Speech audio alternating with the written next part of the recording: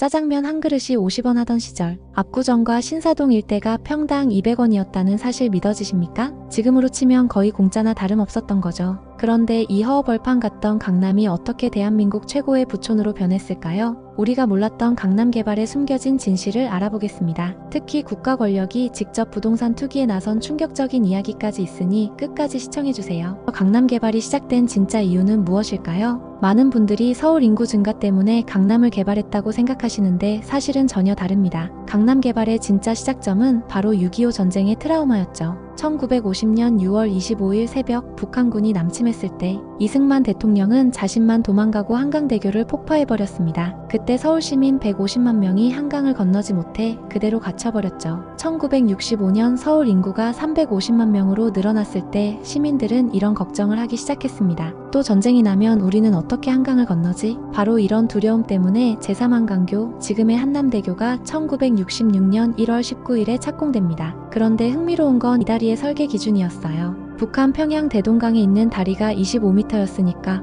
우리는 1m라도 더 넓게 27m로 만들자는 거였죠. 그런데 강남 개발을 정말로 본격화시킨 사건은 바로 김신조를 포함한 북한 특수공작원 31명이 청와대 바로 뒤편까지 침투한 1.21 사태였죠. 박정희 대통령은 이 사건을 겪고 나서 완전히 생각이 바뀝니다. 서울을 이대로 두면 안 되겠다. 6.25 때 사흘 만에 서울이 함락됐던 악몽이 되살아났거든요. 그래서 박정희 정권은 서울의 핵심 시설들을 한강 이남으로 분산시키기로 결정합니다. 이때부터 강남 개발이 본격적으로 시작된 거죠. 이때 서울 상류층들이 아직도 강북에 사십니까? 라는 인사말과 함께 대거 강남으로 이주하기 시작합니다. 이제 정말 충격적인 이야기를 들려드리겠습니다. 1970년 1월 김현옥 서울시장이 윤진우 도시계획과장을 불렀어요. 김현옥 시장은 아무 설명도 없이 윤진우를 용산 육군 헬리포트로 데려가 둘이 함께 헬리콥터를 타고 강남 일대를 쭉 돌아봤습니다. 과천, 사당, 서초, 잠원, 압구정, 양재, 내곡동을 거쳐 잠실, 송파까지 말이죠. 그리고는 어느 지대가 발전 가능성이 가장 높다고 생각하나?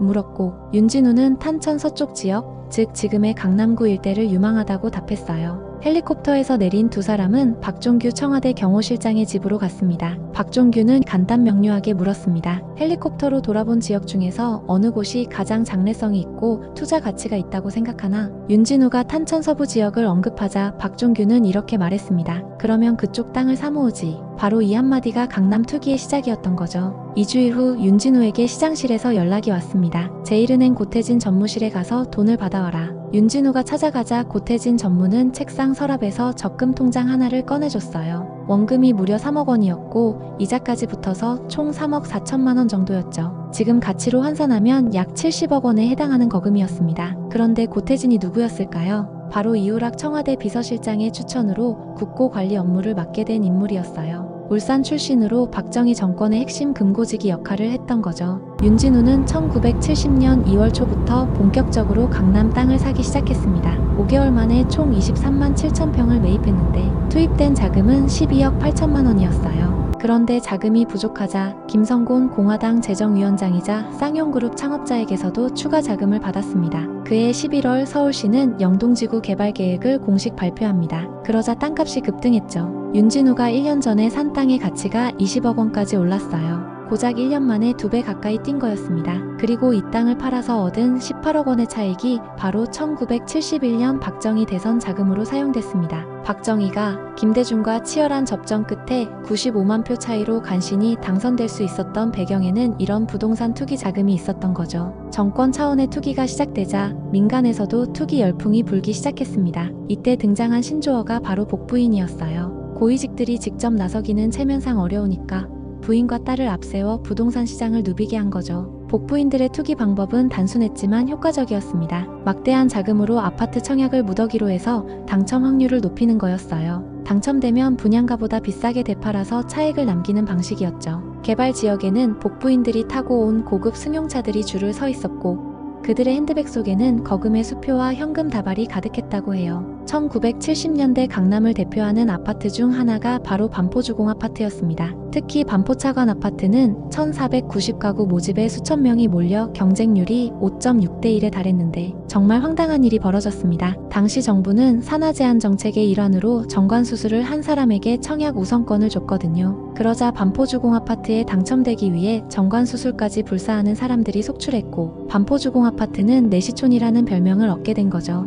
압구정 현대아파트는 당시 흔하지 않던 대형 평형과 고급 설계로 분양 전부터 명품 아파트로 유명했습니다. 한국도시개발은 처음에 1512가구 중 952가구를 현대 무주택 사원들에게 분양하고 나머지 560가구를 일반에 분양한다고 약속했어요. 그런데 아파트 투기 광풍과 함께 분양권에 엄청난 프리미엄이 붙자 슬그머니 분양 계획을 바꿨습니다. 무주택 사원들에게는 291가구만 돌아갔고 나머지 661가구는 고위공직자나 국회의원, 현대그룹 관계자들에게 몰래 분양됐죠. 이 사건이 1978년에 드러나서 큰 파문이 일었지만 제대로 처벌받은 사람은 거의 없었습니다. 아마도 모두가 공범이었기 때문이겠죠. 양재역 부근의 말죽거리에서는 정말 드라마 같은 일이 벌어졌습니다. 평당 30원이던 땅값이 1년 만에 3,000원이 됐어요. 100배가 넘게 뛴 거죠. 복부인들이 가장 먼저 몰린 곳도 바로 이 말죽거리였습니다. 그때 투자에 성공한 사람들이 지금 대한민국 상류층의 상당수를 차지하고 있고 기회를 놓친 사람들에게는 말죽거리 잔혹사가 됐죠. 정부는 강남 이주를 유도하기 위해 여러 정책을 동원했습니다. 먼저 지하철 2호선을 순환선으로 바꿔서 강남을 관통하도록 했어요.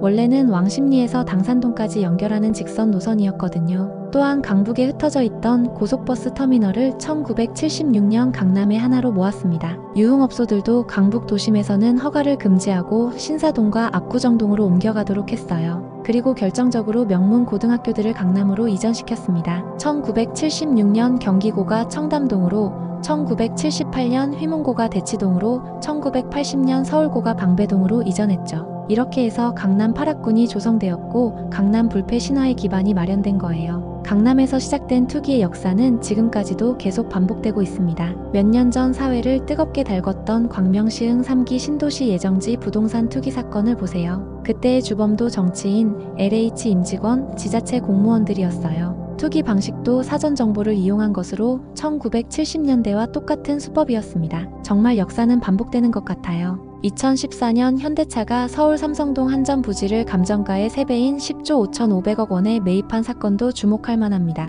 이 땅은 원래 봉은사가 대대로 소유했던 땅이었는데 1970년 윤진우가 가명을 사용해서 헐값에 계약한 바로 그 땅이었어요. 정부가 1970년에 5억 3천만 원에 산 땅이 44년 후에 10조가 넘는 가격에 팔린 거죠. 정부는 엄청난 수익을 남겼지만 그 과정에서 투기 의혹은 여전히 해결되지 않고 있습니다. 강남은 단순히 도시계획의 산물이 아니었어요. 북한과의 대립, 냉전체제, 그리고 안보 불안이 만들어낸 역사적 산물이었습니다. 가장 충격적인 사실은 부동산 투기를 근절해야 할 국가 권력 자신이 투기의 선봉장 역할을 했다는 점입니다. 박정희 정권은 대선 자금을 마련하기 위해 강남 땅 25만 평을 사들이고 1년 만에 18억 원의 차익을 남겨서 대선 자금으로 사용했습니다. 이런 일을 국가 권력이 벌였으니 민간의 투기를 막을 도덕적 명분도 사라진 거죠. 70년대 강남에서 시작된 투기 문화는 지금까지도 계속되고 있습니다. LH 직원들의 투기 사건, 정치인들의 부동산 투기, 공무원들의 사전 정보 이용 등은